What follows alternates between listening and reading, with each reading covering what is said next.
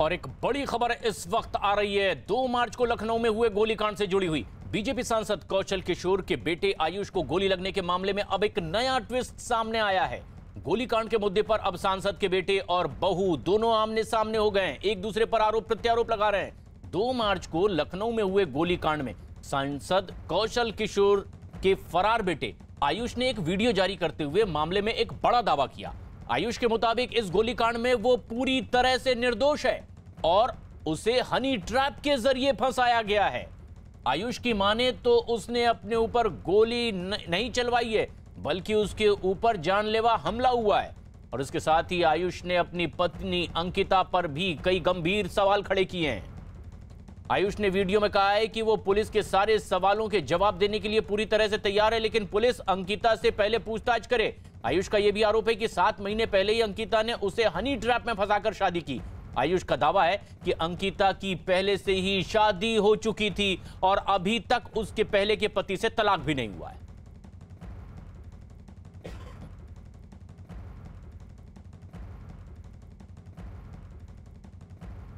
मैं अपने माँ बाप से माफ़ी मांगना चाहता हूँ। जो मैंने किया उस लड़की के जाल में फंस के, कभी मैंने उनकी बात नहीं मानी, अपने माँ बाप की। हमेशा हर चीज़ उनके अगेंस्ट में किया। मैंने जो किया मैं उसकी, जो भी मैंने किया मैं उसकी सज़ा जो भी मुझे मिले मैं उसको भुगतने के लिए तैयार हूँ।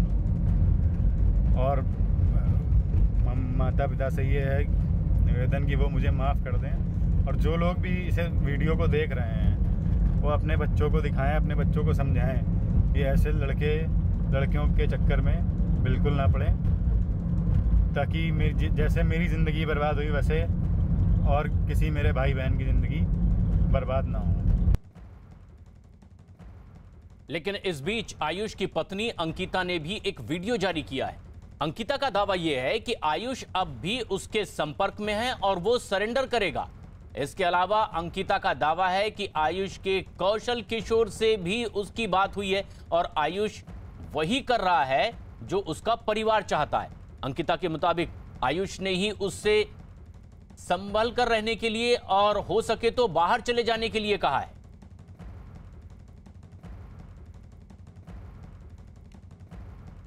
आयुष से मेरी आज रात, मतलब आज बीती हुई रात को बात हुई थी और उसने मुझे बोला था कि मैं मंडे को ही सरेंडर करूंगा। ऐसा उसने बोला। मुझे नहीं पता वो करेगा कि नहीं करेगा। जब तक उसकी बेल नहीं होगी तब तक वो नहीं करेगा, ऐसा उसने बोला। तो कौशल किशोर से भी आपकी कुछ बात हुई है, सांसद से? जी हाँ, मेरे पापा से सुबह बात हुई थी, अभी कुछ टाइम पहले भी बात हुई। तो मतलब उनसे ये बात हुई, मैंने कहा था पापा जैसा वो चाहता है मैं उसके हिसाब से करने के लिए तैयार हूँ, पर कम से कम सारी चीज़ें नॉर्मल हो मेरी ज़िंदगी में। तो उन्होंने बोला उसकी मर्जी, वो जाने, मैं कुछ नहीं जानता। और आयुष का कहना है कि घर वालों के द्वारा प्रेशर है मेरे पर और मैं तुम्हारे साथ अब नहीं रह सकता हूँ। तो दोनों लोग की कोई बात मैच ही नहीं कर रही है किसी भी प्रकार से। मैं इसलिए काफ़ी परेशान थी, तो मुझे बस बोलना पड़ा इसी वजह से। क्या खतरा है आपको? आप अपने खतरा बता रही हैं, किससे खतरा है? मुझे आयुष ने ही ये बात बताई कि तो तुम्हारे साथ कुछ भी हो सकता है, तुम थोड़ा संभल के रहना। और उसकी फैमिली वालों से ही आयुष ने बोला कि किसी से भी तुम बस ज़्यादा मिलना मत, किसी से बात करने की ज़्यादा ज़रूरत नहीं है, बस संभल के रहना और हो सके तो बाहर चली जाना। और इस वक्त हमारी सहयोगी अनामिका इस वक्त सीधे जुड़ रही हैं। अनामिका, ये तो एक किसी बॉलीवुड फिल्म की स्टोरी की तरह ट्विस्ट पर ट्विस्ट आए जा रहे हैं। पुलिस क्या कह रही है? क्या हकीकत अब तक उनके सामने आ पाई है? क्योंकि अब तो हनी ट्रैप का भी आरोप लग रहा है। और बिल्कुल देखिए, मामला वहां से शुरू हुआ जब आयुष, जो कि मोहनलालगंज के सांसद कौशल किशोर के बेटे हैं, उन्होंने ये आरोप लगाया कि शाम को जब वो टहल रहे थे अपने साले आदर्श के साथ तो किसी ने उन पर गोली चलाई। लेकिन पुलिस की पूछताछ में या जांच के बाद ये पता चला कि आयुष ने अपने साले के साथ खुद मिलकर के ये पूरा प्लान किया था कि उनकी जान को खतरा है और उन्होंने खुद ही अपने ऊपर गोली चलवाई थी। लेकिन इसके बाद से आयुष इलाज के बहाने हॉस्पिटल पहुंचे और वहां से फरार हो गए। इसके बाद एक बड़े खुलासे हो रहे हैं। इस बीच जो उनकी पत्नी है, उनका बयान ये आया कि जो उनके पति हैं वो अपने पिता के साथ रह रहे, छुपकर रह रहे। हालांकि पुलिस ने जो अपनी सर्विलांस के जरिए पता लगाया था, मुझे पता चलाया था कि आयुष अलग अलग रास्तों से हो करके उत्तराखंड के लिए निकल चुका है। लेकिन अब चूंकि आयुष का वीडियो सामने आया और आयुष खुद आरोप लगा रहा है कि वो हनी ट्रैप का शिकार हो गया है। उसकी पत्नी अंकिता, जिसने पैसे की वजह से उससे शादी की थी और अब उस पर दबाव बना रही है, साथ ही साथ उसका पहले पति के साथ, जिसका नाम प्रदीप है, उसे तलाक भी नहीं हुआ है। तो इस हाई प्रोफाइल गोली कांड में रोज बड़े खुलासे हो रहे हैं और अब आयुष खुद को बेगुनाह बताते हुए ये कह रहे हैं कि उनकी पत्नी की वजह से उन्हें मुश्किलों का सामना करना पड़ रहा है। उनकी पत्नी जो उनके साथ धोखा कर रही है, उससे भी पूछताछ होनी चाहिए, उसकी भी जांच होनी चाहिए, उसके बैकग्राउंड की जांच होनी चाहिए। आयुष ये भी कह रहे हैं कि वो सरेंडर करने को तैयार है, पुलिस के सारे सवालों का जवाब देने के लिए तैयार है। उन्होंने किसी से भी मिलकर के अपने आप को मरवाने का प्लान नहीं किया था। तो अब जो कि पुलिस के सामने ये वीडियो आ चुका है, तो अब देखना ये होगा कि इस हाई प्रोफाइल गोलीकांड में और कितने बड़े खुलासे होते हैं। क्या पति पत्नी ने वाकई में कोई साजिश रची है मिलकर के, या सिर्फ और सिर्फ ये बॉलीवुड जैसा कि जिक्र भी कर रहे हैं आप अनामिका। लेकिन ये बड़ी बात जो आयुष कह रहे हैं कि अंकिता से पहले पूछताछ हो, क्योंकि हनी ट्रैप में उन्होंने फंसाया है और उसके बाद वो सरेंडर करने के लिए तैयार हैं। क्या ये भी एक अहम मोड़ है कि आखिर अब उन्हें से भी पूछताछ हो सकती है, जो लगातार इस मामले में सफाई पेश कर रहे हैं? लेकिन ये बेहद अहम खबर है जब आरोप ये लगा था कि खुद सांसद महोदय के बेटे ने खुद पर गोली चलवाई है और आरोप में उनकी पत्नी के भाई को गिरफ्तार कर लिया गया था। उन्होंने भी यही पुलिस को बताया कि खुद आयुष ने खुद पर गोली चलवाई थी। लेकिन अब एक नया वीडियो, और इस वक्त सांसद कौशल किशोर हमारे साथ फोन लाइन पर मौजूद हैं। सांसद साहब, जिस तरह से अब ये परिवार में विवाद सामने आ रहा है, क्या सच्चाई है? क्योंकि अब बहू आपकी आरोप लगा रही है कि परिवार जैसा कह रहा है ठीक वैसा ही आयुष इस वक्त कर रहे हैं। झूठ बोल रही है, परिवार के संपर्क में वो नहीं है, वो उन्हीं के संपर्क में है। और उन्होंने जो है शादी जब से की थी उसी समय हमने बोल दिया था और वो इस बात पे तैयार था कि हम अपनी जिंदगी जो है अंकिता के साथ बिताना चाहते हैं, हमको अपना जीवन जीने दो। मैंने कहा जाओ अपनी जिंदगी जियो, लेकिन हमारे से लोगों से कोई संबंध नहीं रहेगा। इसके लिए वो तैयार हो गया जी, और जाकर के अपनी पत्नी के साथ रहता था। जो भी घटना हुई आप देख रहे हो कि उनके भाई ने आयुष के साले ने ही उसको गोली मारी। ये सब वीडियो उसमें जो सीसीटीवी कैमरे में आया, और आयुष ने किसी का नाम नहीं बताया, ना पुलिस में, ना थाने में और ना मेडिकल कॉलेज में। जब पुलिस पूछ रही थी तब, न जब मैंने तब भी नहीं बताया, और जब नहीं नाम बताया इसीलिए एफआईआर नहीं की कि पुलिस जांच करे, सच्चाई पता करे। लेकिन आयुष ने भी यही बयान दिया। सुन लीजिए पूरी बात, वीडियो सामने आया है, पूरी बात सुन लीजिए। आयुष ने भी बोला था कि सीसीटीवी कैमरे कि आप जांच करा लें, तो वहां से सच्चाई पता चली। सीसीटीवी कैमरे से पता चला गोली जो है आयुष के साले ने आयुष को मारी। मेरा ये कहना है इस पे कि आपके चैनल के माध्यम से मैं कहना चाहता हूं कि आयुष जो है, आप जहां कहीं पर भी हो जी, आप जो है पुलिस के सामने जाओ, ठीक है, थाने जाओ या अदालत में जाओ। ये आप सरेंडर के लिए अपने बेटे को कह रहे हैं। अंकिता भी हमारे साथ फोन लाइन पर हैं। अंकिता, ये तो हनी ट्रैप में आपने फंसाया है, यही आयुष का आरोप है, और आरोप तो कौशल किशोर जी की ओर से भी। जी असल में उसने ही मुझे फंसाया है, उसने मुझे बोला था फंसाने के लिए और वो उसने फंसाना शुरू कर दिया है। मैंने नहीं उसको फंसाया था, और मैं आपको अभी शाम तक सारे प्रूफ भी दे रही हूँ। मैंने मंगाए हैं क्योंकि मेरे पास टाइम नहीं था, क्योंकि मेरे पास फोन नहीं था, बट वो चीजें दूसरों के पास थी, मैंने वहां से मंगवाई है और शाम तक सारी प्रूफ आ जाएंगे और मैं आपको पूरा अपने आप को निर्दोष साबित करने के लिए मैं तैयार हूँ। और मैं दिखा भी दूंगी सारे प्रूफ के साथ कि मैं निर्दोष हूँ, और आरोपी कौन है और किसने क्या किया है वो सारी सच्चाई सामने आ जाएगी। कौन सी ऐसी चीजें हैं, तथ्य आपके पास हैं, साक्ष्य हैं, जिसे पेश करेंगी आप? कौन सी ठोस चीजें? मारपीट की ऑडियो है मेरे पास, जो उसने मुझे मारा था, उसने खुद कबूला इस चीज को, जो उसने मेरे साथ करी सारी चीज उसने कबूला है। वो सारी रिकॉर्डिंग्स हैं, वो मैं बस शाम तक मुझे मिल जाएंगी, मैं शाम तक आपको दिखाऊंगी। लेकिन अंकिता, जो वीडियो आया है सामने, उसमें आरोप आप पर ये है कि पहले से ही शादी हुई थी, तलाक नहीं हुआ है, और हनी ट्रैप में आपने खुद फंसाया है। जी, आप पता करवा लीजिए ना, शादी कहाँ हुई थी मेरी। हम सिर्फ वही बात पूछ रहे हैं जो आरोप लगाए जा रहे हैं। लेकिन कौशल किशोर जी, ये आपके परिवार पर ही अंकिता आरोप लगा रही है कि दरअसल फंसाने की कोशिश तो उनके साथ भी प्रकार ये साजिश है, ये आयुष की साजिश है मुझे फंसाने की, मेरा भविष्य बर्बाद करने की। कौशल किशोर जी, क्योंकि वो खुद तो पढ़ा लिखा है नहीं, मैंने पढ़ाई करी, इतनी मेहनत करी पढ़ने लिखने के लिए, और उसने मेरा भविष्य एक पल में बर्बाद कर दिया है। कौशल जी क्या कहेंगे? ये तो सीधे आरोप लगाए जा रहे हैं। देखिए, मैं सारी मैं रिकॉर्डिंग आपको बता दूं, मैंने बताया ना कि मुझको वीडियो कॉल उसने किया एक उससे ट्रैक पे बैठ करके, दोनों लोग बैठे थे जी, और तब बोला कि जो है कि अगर मेरी शादी नहीं होगी तो हम सुसाइड कर लेंगे। मैंने कहा शादी कर लो, जी बिल्कुल यही बात सुसाइड हुई न थी। करो, आओ। जी, ये भी बैठी थी तो इनको उसी समय बोलना चाहिए था। मैं कह रहा हूँ किसी लड़की की मर्जी के बगैर कोई शादी कर लेगा क्या? बिल्कुल मैं चाहती थी, पर ऐसे नहीं चाहती कोई कि ये शादी सारी नहीं कर चीजें हो सकता। जाएं। और इतने कौन से प्रगाढ़ संबंध आपके थे? ऐसी कौन सी बात फंसी हुई थी जो जबरदस्ती उसने आपसे शादी कर लिया? आपको इसके खिलाफ कार्रवाई करनी चाहिए थी उसी समय कि मुझसे जबरदस्ती शादी करना चाहता है। तो आप अगर वो पढ़ा लिखा नहीं है, कुछ नहीं है, तो आप क्यों फंस गई उसके चक्कर में? आयुष ने तो यही कहा कि मैं उनसे बहुत प्यार करता हूँ और मैं परिवार जी, वो छोड़ प्यार सकता करता है, हूँ, अंकिता को नहीं प्यार छोड़ करता सकता। था। और उसने जी, वो परिवार प्यार को करता छोड़ा, था। परिवार को ही छोड़ा उसने, परिवार को जी। छोड़ा और इनके साथ जाके रहा, इन्हीं के साथ रहा और उसी के साथ तब ये घटना घटी। तो ये इसलिए क्यों आयुष हुआ? से मैं कहना चाहता हूँ आपके चैनल के माध्यम से कि वो पुलिस स्टेशन पे जाए, अदालत में जाए और सच्चाई क्या है उसको जाकर के बताए, जो सच है वही बोले और पुलिस की इन्वेस्टिगेशन में मदद करे। अंकिता, अब सांसद महोदय सीधा रास्ता आपको बता रहे हैं, आप क्यों जी, जी। आखिर ये नौबत आई है और आरोप उन पर लगा रही हैं? जी उसने ही मेरे साथ मारपीट करी। मैं सारे प्रूफ दे रही हूँ। जो बात उसके ये उसने ये भी बोली है अपने ऑडियो कि मैंने उसको नशा दिया था, वो स्वयं नशा करता था और इस चीज का प्रूफ मैं मीडिया को दे चुकी हूँ। उसने वो भांग की गोलियां खाता था, दारू पीता था। नहीं, हम जो बात आपसे पूछना चाह रहे हैं अंकिता, वो ये कि अब जो ये वीडियो आया है उसमें ये कहा जा रहा है कि हनी ट्रैप में आपने फंसाया है। दूसरा ये कि जो फायरिंग की गई है वो उन पर जानलेवा हमला था, आपके इशारों पर ये करवाया गया, ये आरोप आप पर लगाया जा रहा है।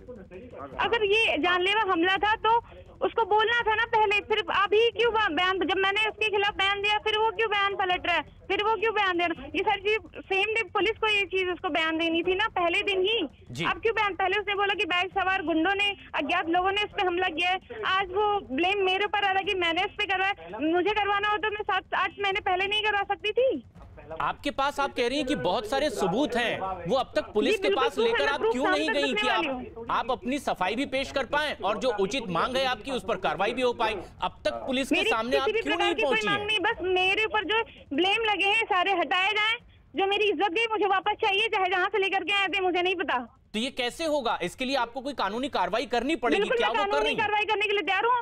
अभी मैं सारी चीजें, मैंने स्टडी सेना वालों को भी बुलाया है, सारे लोग आएंगे, सारी चीजें सारे सही तथ्य रखे जाएंगे और फिर साबित किया जाएगा कौन सही है कौन गलत है। मैं कमजोर नहीं हूँ। अगर इनके पिताजी सांसद है तो मैं भी एक लड़की हूँ और किसी भी लड़की के ऊपर ऐसे गलत ब्लेम लगाना बिल्कुल भी गलत बात है। मैं बिल्कुल इस चीज के खिलाफ हूँ। आप कह रही हैं कि कई संस्थाओं की मदद आप ले रही हैं, आपने बुलाया है, ये नौबत क्यों आई है? आप सीधे कोर्ट क्यों नहीं पहुंच रही हैं? पुलिस को ये सारी जानकारी? मैंने FIR की मेरे पास फोटोकॉपी है, मैं अभी दिखा रही हूँ, क्योंकि मुझे पता है थाने में जाके, क्योंकि इनके पिताजी सांसद तो उसकी कोई कार्रवाई नहीं होने वाली है।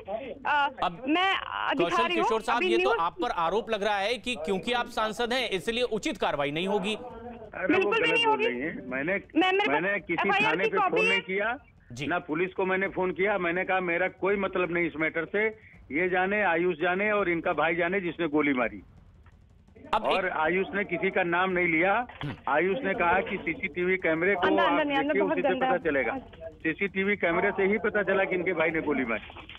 कौशल किशोर जी, एक पालक की भूमिका में आप हैं, आपके बेटे और बहू का ये विवाद है, एक पालक के तौर पर ये परिस्थिति क्यों है? शब्द यूज करिए, क्योंकि मेरी मर्जी से शादी नहीं हुई, ये दोनों लोगों का अफेयर है। ठीक है, उससे शादी हुई है, मेरे से क्या लेना देना। आपको क्या वजह लगती है?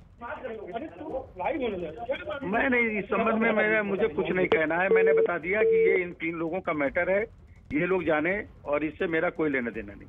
अंकिता, आपको आवाज आ रही है हमारी? संभवतः फोन कट। लेकिन कौशल किशोर जी, ये सबसे अहम बात है, क्योंकि आप जनता के प्रतिनिधि हैं, एक बड़ी जिम्मेदारी आप पर होती है और क्योंकि आपके परिवार का मसला होता है, इसलिए एक जवाब भी जनता आपसे जानना चाहती होगी कि आखिर ये नौबत सब क्यों आई, कौन वाकई इसमें दोषी है जो आपको महसूस होता है? देखिए, परिवार की मर्जी के बगैर शादी किया, ये आयुष की गलती है। आयुष उनको कैसे जानता है ये आयुष ही जाने, क्योंकि हम लोगों को नहीं पता। हमको लड़की के पारिवारिक ग्राउंड के बारे में भी नहीं पता, बैकग्राउंड के बारे में भी नहीं पता जी। क्या सच्चाई है क्या है मुझे इस बात के बारे में नहीं पता। वो लड़की जानती होगी, आयुष को अगर कुछ पता होगा तो जानती होगी, या उनका भाई जानता होगा लड़की का। हमसे केवल इतनी सी बात है कि वो जब तैयार नहीं हुआ कि हम शादी करेंगे, उसी के साथ रहेंगे, परिवार छोड़ने के लिए तैयार है, मुझे अपनी जिंदगी जीने दो, तो मैंने कहा जाओ अपनी जिंदगी जीने का काम करो और हमसे कोई लेना देना नहीं है। तो उसने जाके अपना शादी की और अपनी जिंदगी जी रहा था। ये जब घटना हुई तो जरूर मैं गया हॉस्पिटल, और हॉस्पिटल से फिर मैं उससे पूछा कहाँ जाओगे, उसने कहा नहीं मैं तो वहीं जाऊंगा जहाँ रहता हूँ। तो हम लोग चले आए, फिर वो वहाँ गया। अब वहाँ पहुंचा कि नहीं पहुंचा, इन्होंने एक वीडियो जारी किया है जिसमें इन्होंने बोला है कि यहाँ पिस्टल बरामद हो गई, तुम यहाँ ना आओ। और तब आयुष, इन्होंने खुद कहा कि आयुष को मैंने कहा कि यहाँ मत आना जी। अब आयुष से मैं अपील करना चाहता हूँ आपके चैनल के माध्यम से, बिल्कुल, कि वो पुलिस के सामने जाए, अदालत के सामने जाए और अपनी बात कहें, सच्चाई को बतावें क्या है, और जांच में पुलिस का सहयोग करें और कानून की मदद करें। जो आप कह रहे हैं यही एक उचित तरीका भी है कि आप पुलिस के सामने जाएं और पूरी तरह से कार्रवाई को फेस करें। लेकिन कौशल किशोर जी, जो बात अब सामने आ रही है कि हनी ट्रैप में फंसाया गया है, और इस तरह से वो अब बहू आपकी जो आरोप लगा रही हैं कि दरअसल अपने परिवार के इशारे पर वो सारी बातें कह रहे हैं। नहीं मानते जी, क्योंकि हमारी मर्जी से शादी नहीं तो बहू नहीं, उनकी पत्नी आयुष की हो सकती, मेरी बहू क्यों। मैं ये कहना चाह रहा हूँ कि लड़के की उम्र 27 मार्च को 20 साल की होगी जी, लड़की की उम्र जो है उनसे ज्यादा है जी। ये आयुष कह रहा है कि मुझे हनी ट्रैप में फंसाया गया, हाँ, तो आयुष ही बेहतर तरीके से जानता होगा कि उसके साथ क्या बीता, और क्या उसके साथ बीता है वो हम अपने दर्शकों को एक बार फिर सुना दें कि दरअसल आयुष अब इस पूरे मामले में एक नया ट्विस्ट पैदा करते हुए क्या कह रहे हैं, क्या उनकी अपनी तकलीफ है जो वो खुद बयां कर रहे हैं। एक बार फिर सुने। मैं अपने माँ बाप से माफ़ी मांगना चाहता हूँ। जो मैंने किया उस लड़की के जाल में फंस के, कभी मैंने उनकी बात नहीं मानी अपने माँ बाप की, हमेशा हर चीज़ उनके अगेंस्ट में किया। मैंने जो किया मैं उसकी, जो भी मैंने किया मैं उसकी सज़ा जो भी मुझे मिले मैं उसको भुगतने के लिए तैयार हूँ। और माता पिता से ये है निवेदन कि वो मुझे माफ़ कर दें, और जो लोग भी इसे वीडियो को देख रहे हैं वो अपने बच्चों को दिखाएं, अपने बच्चों को समझाएं कि ऐसे लड़कियों के चक्कर में बिल्कुल ना पड़ें, ताकि जैसे मेरी ज़िंदगी बर्बाद हुई वैसे और किसी मेरे भाई बहन की ज़िंदगी बर्बाद ना हो। आयुष से मेरी आज रात, मतलब आज बीती हुई रात को बात हुई थी, और उसने मुझे बोला था कि मैं मंडे को ही सरेंडर करूँगा, ऐसा उसने बोला। मुझे नहीं पता वो करेगा कि नहीं करेगा, जब तक उसकी बेल नहीं होगी तब तक वो नहीं करेगा, ऐसा उसने बोला। तो कौशल किशोर से भी आपकी कुछ बात हुई है, सांसद से? जी हाँ, मेरे पापा से सुबह बात हुई थी, अभी कुछ टाइम पहले भी बात हुई। तो मतलब उनसे ये बात हुई, मैंने कहा था पापा जैसा वो चाहता है मैं उसके हिसाब से करने के लिए तैयार हूँ, पर कम से कम सारी चीज़ें नॉर्मल हो मेरी ज़िंदगी में। तो उन्होंने बोला उसकी मर्जी, वो जाने, मैं कुछ नहीं जानता। और आयुष का कहना है कि घर वालों के द्वारा प्रेशर है मेरे पर और मैं तुम्हारे साथ अब नहीं रह सकता हूँ। तो दोनों लोग की कोई बात मैच ही नहीं कर रही है किसी भी प्रकार से। मैं इसलिए काफ़ी परेशान थी, तो मुझे बस बोलना पड़ा इसी वजह से। क्या खतरा है आपको? आप अपने खतरा बता रही हैं, किससे खतरा है? मुझे आयुष ने ही ये बात बताई कि देखो तुम्हारे साथ कुछ भी हो सकता है, तुम थोड़ा संभल के रहना। और उसकी फैमिली वालों से ही आयुष ने बोला कि किसी से भी तुम बस ज़्यादा मिलना मत, किसी से बात करने की ज़्यादा ज़रूरत नहीं है, बस संभल के रहना और हो सके तो बाहर चले जाना। सांसद कौशल किशोर का ये बयान कि उनकी मर्जी के खिलाफ शादी हुई है, लेकिन अंकिता कह रही कि परिवार से खतरा है। अनामिका हमारी सहयोगी लगातार हमारे साथ बनी हुई हैं। अनामिका, अब अगर ये आरोप लगता है कि वो एक सांसद हैं और इसलिए पुलिस उचित कार्रवाई नहीं करेगी, पुलिस जिन पर यह जिम्मेदारी है पूरे मामले की तफ्तीश की, गुत्थी सुलझाने की, क्योंकि फायरिंग तक हुई है, क्या आधिकारिक तौर पर पुलिस कह रही है अब ताजा स्थिति में? और देखिए जिस तरीके से ये हाई प्रोफाइल पूरा का पूरा मामला है, जिसमें रोज नए ट्विस्ट आ रहे हैं, पुलिस की जांच भी 2-3 बिंदुओं पे अब तक घूम रही थी। हालांकि अब तक आयुष पुलिस की पहुंच से बाहर था, तो अब पुलिस का अगला टारगेट तो यही है कि पुलिस को पहले अरेस्ट करे आयुष को, फिर पूछताछ हो, सामने सामने बिठा के पूछताछ हो। क्योंकि आपको एक बात हैरान करने वाली है कि पहले जब आयुष ने ये आरोप लगाया कि किसी ने उनको जान से मारने की कोशिश की है, तब पुलिस के हाथ जो सीसीटीवी फुटेज लगा था, उस सीसीटीवी फुटेज में साफ साफ ये दिखाई दे रहा था कि गोली लगने के बाद जो उसका साला है आदर्श, वो अपनी पिस्तौल को संभालते हुए रख रहा है जेब के अंदर। इसी आधार पर आदर्श पर जो शक की सुई थी पुलिस की वो गई। इसके बाद से ये बड़ा बयान सामने आया उनकी पत्नी की तरफ से कि नहीं, मेरे भाई को फंसाया जा रहा है। कौशल किशोर भी बार बार ये सीसीटीवी फुटेज का हवाला दे रहे हैं कि ये आयुष को ही पता है कि उस पर गोली किसने चलाई है। हालांकि हॉस्पिटल में इलाज के बहाने आयुष वहां से फरार हो गया और अब रोज नए वीडियोस जारी करके नए नए एंगल की चीजें सामने आ रही, पत्नी की तरफ से भी और आयुष की तरफ से भी। बेशक ये घरेलू मसला है, क्योंकि एक तरफ सांसद कौशल किशोर जो है वो अंकिता को अपनी बहू मानने को तैयार नहीं। अंकिता उनके परिवार के लोगों पर गंभीर आरोप लगा रही है। एक तरफ आयुष है जिन्होंने अपनी पत्नी से पल्ला झाड़ लिया और अब वो ये कह रहे हैं कि उनको फंसाया गया, हनी ट्रैप के जरिए फंसाया गया, पैसे की लालची लड़की इसलिए उसने शादी की है।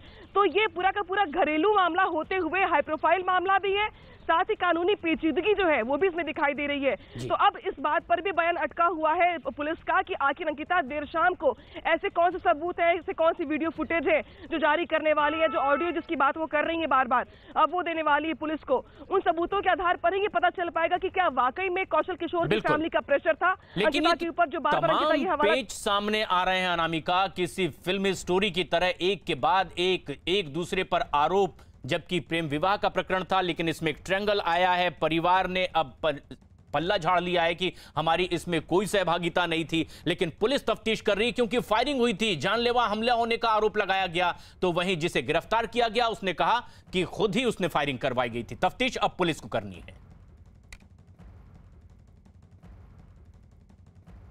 एक बड़ी खबर इस वक्त आ रही है। पंजाब एकता पार्टी के प्रमुख सुखपाल सिंह खैरा के ठिकानों पर ईडी ने छापेमारी की है। न्यूज 18 के नीतीश कुमार की रिपोर्ट के मुताबिक ईडी की यह छापेमारी दिल्ली, हरियाणा और पंजाब में कुल मिलाकर 8 ठिकानों पर चल रही है। और यह छापेमारी ड्रग्स तस्करी, मनी लॉन्ड्रिंग और फेक पासपोर्ट के मामलों में की जा रही है। ईडी के अधिकारी सुबह ही उनके ठिकानों पर पहुंच गए और जांच में जुट गए। छापेमारी के दौरान ईडी की टीम ने सुखपाल खैरा के मोबाइल को भी अपने कब्जे में ले लिया है। साथ ही साथ उनके मकान को भी सील कर दिया गया है। किसी को भी उनके मकान में जाने की इजाजत इस वक्त नहीं है, जब तक कि यह तफ्तीश जारी रहेगी। ਤੇ ਮੈਂ ਅੱਜ ਆਇਆ ਸੀਗਾ ਕਿ ਜਿਹੜਾ ਇਹਨਾਂ ਨੇ ਪੰਚਨਾਮਾ ਬਣਾਉਣਾ ਹੈ, ਜਿਹੜਾ ਸਰਚ ਕਰਨਾ, ਜਿਹੜਾ ਸੀਜ਼ਰ ਕਰਨਾ ਅੰਡਰ ਸੈਕਸ਼ਨ 17 ਪੀਐਮ ਦੇ, ਉਹਦੇ ਲਈ मैं आया ਸੀਗਾ कि ਮੈਨੂੰ ਦੱਸਿਆ ਜਾਵੇ कि ईसीआर की ईसीआर में क्या लिखा गया है।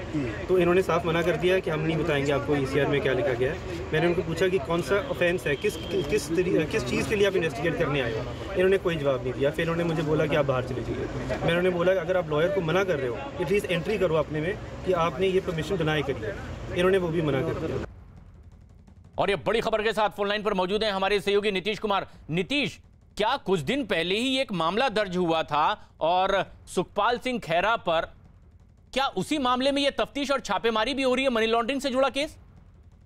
जी बिल्कुल, देखिए prevention of money laundering act है पीएमएलए जिसको कहा जाता है, उसी के तहत सुखपाल सिंह खैरा के खिलाफ केस दर्ज किया गया और उसी के तहत छापेमारी भी चल रही है। इसके अलावा 2 और मामले हैं जिसमें जो मनी लॉन्ड्रिंग का जो मामला है वो ड्रग्स की तस्करी के जरिए मनी लॉन्ड्रिंग का मामला, ये पूरा मामला है। इसके अलावा फेक पासपोर्ट रैकेट जिसके जरिए लोगों को विदेश भेजे गए हैं, ऐसा भी ईडी को जानकारी मिली है और ईडी को सबूत मिले हैं कि खैरा ने अपने लोगों के जरिए कई लोगों के पासपोर्ट बनवाए, फर्जी पासपोर्ट बनाए और उन्हें कबूतरबाजी यानी फर्जी पासपोर्ट पर विदेश भेजा।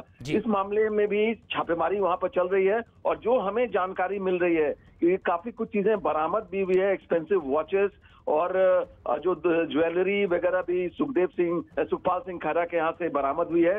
हार्ड डिस्क को सीज किया गया है और हो सकता है, इस संभावना से इनकार नहीं किया जा सकता कि उनकी गिरफ्तारी भी हो जाए। सुखपाल सिंह खैरा की गिरफ्तारी भी हो सकती है, लेकिन ये नाम चर्चा में आया था तब जागीर कौर को इन्होंने चुनाव में हरा दिया था। कांग्रेस, आम आदमी पार्टी में भी ये रह चुके हैं, अपनी ही पार्टी बनाई है, लेकिन अब इन पर मामला दर्ज है, ईडी की छापेमारी चल रही है। लेकिन एक बड़ी खबर इस वक्त की उत्तराखंड की राजनीति से यह खबर आ रही है, और खबर है कि उत्तराखंड के मुख्यमंत्री त्रिवेंद्र सिंह रावत को बहुत जल्द हटाया जा सकता है। विक्रांत यादव हमारे सहयोगी की खबर है, जिसके मुताबिक बीजेपी उत्तराखंड में मुख्यमंत्री त्रिवेंद्र सिंह रावत को हटा सकती है। और कल ही त्रिवेंद्र सिंह रावत दिल्ली भी आए थे। उन्होंने बीजेपी अध्यक्ष जेपी नड्डा से मुलाकात की, बीजेपी सांसद अनिल बलूनी से मुलाकात की है, और खबर यह भी कि आज ही देहरादून में विधायक दल की बैठक भी बुलाई जा सकती है। हालांकि बीजेपी अब भी उत्तराखंड में किसी भी तरह के नेतृत्व परिवर्तन से साफ इनकार कर रही है, और बीजेपी के मुताबिक उत्तराखंड बीजेपी में त्रिवेंद्र सिंह रावत के खिलाफ असंतोष जैसी कोई बात इस वक्त नहीं है। भारतीय जनता पार्टी के मुख्यमंत्री अभी जब मैं आपसे बात कर रहा हूं, अभी भी मजबूती के साथ त्रिवेंद्र सिंह रावत जी हैं। आगे रहेंगे और आगे रहेंगे क्या? आगे रहेंगे मुन्ना जी? मैंने कहा पार्लियामेंट्री बोर्ड के निर्णय के बारे में, पार्लियामेंट्री बोर्ड की बैठक हुई नहीं हुई, कब होगी नहीं हो गई, हो चुकी या नहीं होगी, इन सब चीजों का सवाल जवाब देने के लिए मैं अधिकृत नहीं हूं। लेकिन उत्तराखंड का यह सियासी घटनाक्रम बड़ी ही तेजी से बदला है। इससे पहले उत्तराखंड में सियासी हलचल के बीच दिल्ली में देर रात तक के बैठकों का दौर चलता रहा, और खबर है कि मुख्यमंत्री त्रिवेंद्र सिंह रावत की कार्यशैली से उत्तराखंड बीजेपी के कई विधायक नाराज हैं, और ऐसे में अपना पक्ष रखने के लिए वो दिल्ली आए। लेकिन मात्र एक राज्य है जहां पे वो कहते हैं कि नहीं, हम किसान को पूरी मूल नहीं देंगे, हम किसान के खाते में पैसा नहीं डालेंगे। और उसके पीछे क्या हेतु है, क्या उसके पीछे उनकी परिकल्पना है? क्या वो किसानों का पैसा हड़पना चाहते हैं? क्या वो किसानों को पूरी मूल नहीं पहुंचाना चाहते हैं? मैं समझता हूं कि हमें पूछने के बदले जैसे पहले वो राज्य सरकार को पूछा करती थी, वैसे वो राज्य सरकार को पूछे कि आज पारदर्शी व्यवस्था मोदी सरकार किसानों के हित में ला रही है। मोदी सरकार किसानों को पूरा दाम दिला रही है। और रही बात लैंड रिकॉर्ड की, किसानों से ही तो खरीदेंगे। जिसकी भी लैंड है, लैंड रिकॉर्ड अपडेट करे, अपडेट कर दे कि मैंने इसको किराए पे दिया हुआ है, तो खरीदने में तो कोई हमने मना नहीं किया है। लेकिन लैंड रिकॉर्ड नहीं अपडेट करना, लैंड में कितना उपज हुआ है, आखिर जमीन का एक उपज तो पता चलेगा। ऐसा तो नहीं हो सकता कि 2 एकड़ जमीन पे कितना भी अनाज उग सके। मैं समझता हूँ माननीय सांसद को आपके माध्यम से बताना चाहूँगा, एक अच्छी ईमानदार पारदर्शी व्यवस्था किसानों के हित में, किसानों को पूरा पैसा मिले और गलत जगह इस देश के करदाताओं का पैसा ना जाए, ये हम सबकी सामूहिक जिम्मेदारी है। क्वेश्चन नंबर 202 सुनीता दुग्गल जी। क्वेश्चन नंबर 202 माननीय मंत्री जी।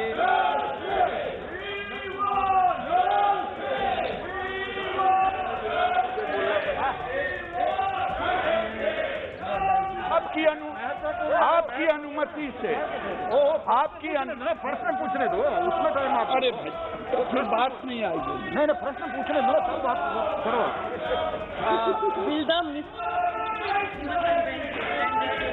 Be pleased to state the number of schemes implemented by the government for farmers engaged in fisheries, whether the government has framed any scheme to enhance the fish production, if so the details thereof, and if not the reasons thereof.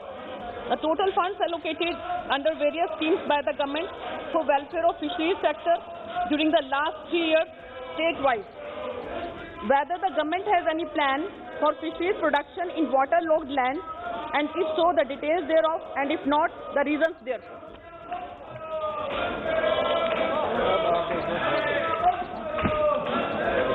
महोदय, मैं सारे प्रश्नों का उत्तर दे रहा हूं। माननीय सदस्य से मैं ये कहना चाह रहा हूं कि सारे उत्तर आपके प्रश्न पट पर रखा हुआ है। लेकिन महोदय, मैं आपसे एक विषय कहना चाहता हूं। महोदय, अध्यक्ष महोदय, मैं आपसे विनती करना चाहता हूं माननीय अधीर रंजन जी नेता कांग्रेस कि मुझे ठेस लगा है। इनके नेता राहुल गांधी ने 2 फरवरी को क्वेश्चन किया था अनस्टार्ट, लेकिन पांडुचेरी और कोच्चि में जा करके पता नहीं उनका याददाश्त खत्म हो गया, मैं ये कह नहीं सकता। उन्होंने कहा कि ये मत्स्य फिशरी डिपार्टमेंट है ही नहीं, मैं सदन में आऊंगा तो एक अलग से मंत्रालय बनाऊंगा। मुझे अफसोस है महोदय कि ये किसका क्वेश्चन था। ये मैं संवैधानिक प्रश्न खड़ा कर रहा हूं, मैं ये एक संवैधानिक प्रश्न खड़ा कर रहा हूं अध्यक्ष महोदय, ये भारत सरकार। दीजिए आप जवाब दीजिए। जवाब दो।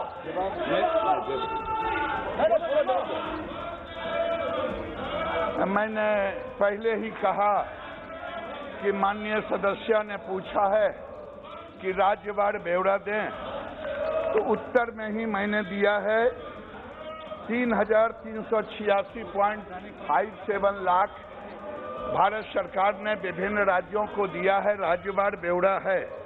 लेकिन अगर आप मुझे डिटेल पूछेंगी तो मैं उसका ब्यौरा आपके सामने रखने के लिए तैयार हूं कि आज देश में पहली बार महोदय एक विषय आपके सामने मैं रखना चाहूंगा।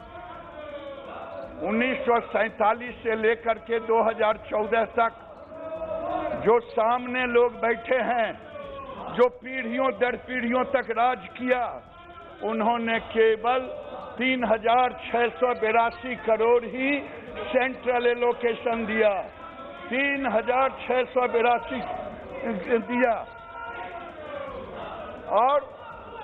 और मैं ये कह रहा हूं महोदय, मोदी सरकार ने 32,000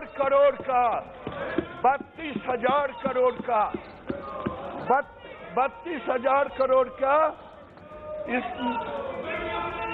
हमने इन्वेस्टमेंट किया। और जानते हैं जिसने वर्षों तक राज किया, भारत में 2014 तक केवल 100 लाख उत्पादन हुआ था मछली का, केवल 100 लाख 10 मिलियन। मोदी ने केवल 6 साल में 150 लाख का उत्पादन किया। मैं इनसे पूछना चाहता हूं, जिनको पता नहीं है, जिनके नेता को पता नहीं है, इनके 100 करोड़ रुपए प्रस्तावित है, जबकि बी में इसके लिए 25,900 करोड़ रुपए अनुमोदित किए गए थे। महोदय, excellent and effective financial management, इसके जरिए हमने अपने बकाया ऋण को मार्च 2020 तक 31,135 करोड़ रुपए रखा है। दिल्ली का बकाया ऋण वर्ष 2014-15 में 5.90 से घटकर वर्ष 2019-20 में जीएसडीपी के 3.74% हो गया है, 3.74% हो गया है।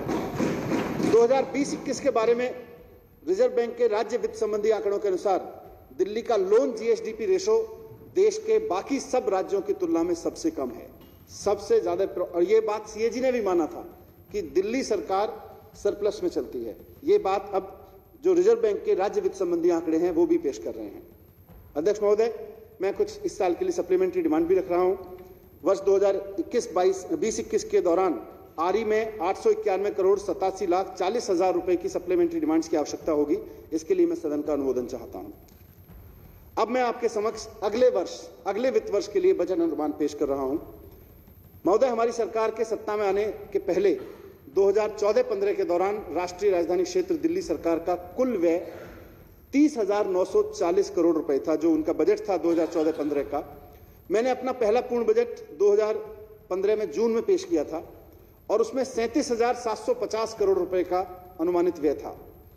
साल दर साल हम innovative schemes, welfare programmes, education, health, urban development के बहुत सारी योजनाओं पर ध्यान केंद्रित करते रहे और इन योजनाओं के लिए अपना खर्चा बढ़ाते रहे। मैं अत्यंत हर्ष के साथ 2021-20 के लिए 59,000 करोड़ रुपए का बजट प्रस्तावित कर रहा हूं। 69,000 करोड़ रुपए का बजट प्रस्तावित कर रहा हूं, जो 2014-15 में 30,940 करोड़